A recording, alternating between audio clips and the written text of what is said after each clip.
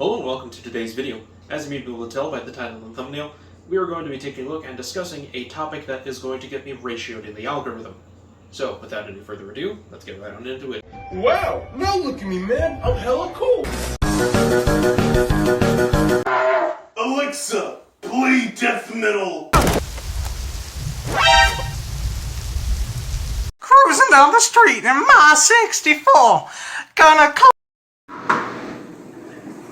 There's a shit ton of game put in there. So, as you may be able to tell, like I said earlier, we are going to be talking about smart guns.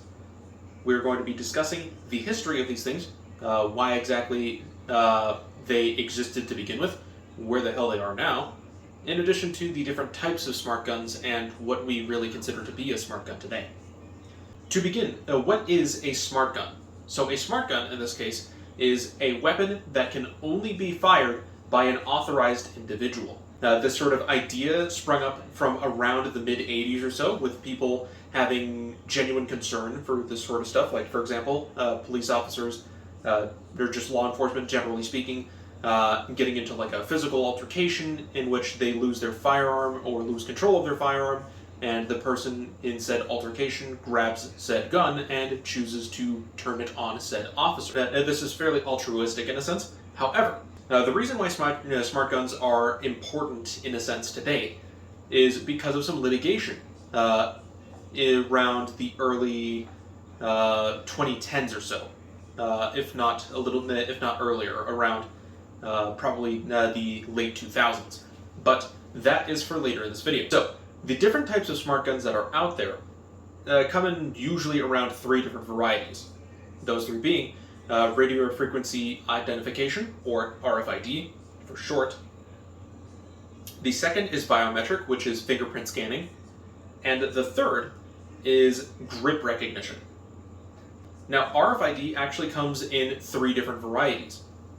RFID comes in the form of the Armotix IP pistol. The Armotix IP1 pistol, which is a .22 caliber pistol that has a companion watch called the IW, in which you need the watch in order to authorize the gun, so that way the gun can then be fired. The second type uses a ring that is held on the shooter's middle finger, in this case with specifically a shotgun, so that way the ring then makes contact with the gun, and the gun can then be fired. And the third of these is a type that is fairly new. It involves your cellular device, your phone, to authorize the gun, which is very interesting, and actually pretty innovative. Now, when it comes to biometric, of course, like I said before, it's just a fingerprint scanner. It's like your iPhone or your modern smartphone. When you place your finger on the phone, it unlocks it. In this case, you place your finger on the scanner, and it allows the gun to be fired. And grip recognition. This one is also very innovative and very interesting, where it recognizes all the pressure points that your hand goes for when it comes to gripping a gun. Now, when it comes to the litigation, the reason why smart guns are such a hot button issue here in America is because of specifically a law in New Jersey.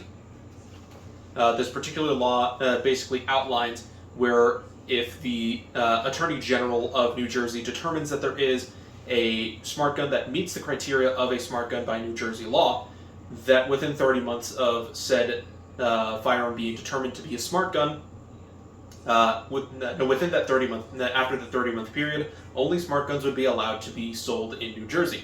Any normal firearms would be prohibited from being sold, and as far as I can tell, this also includes private transfers, which sucks to suck.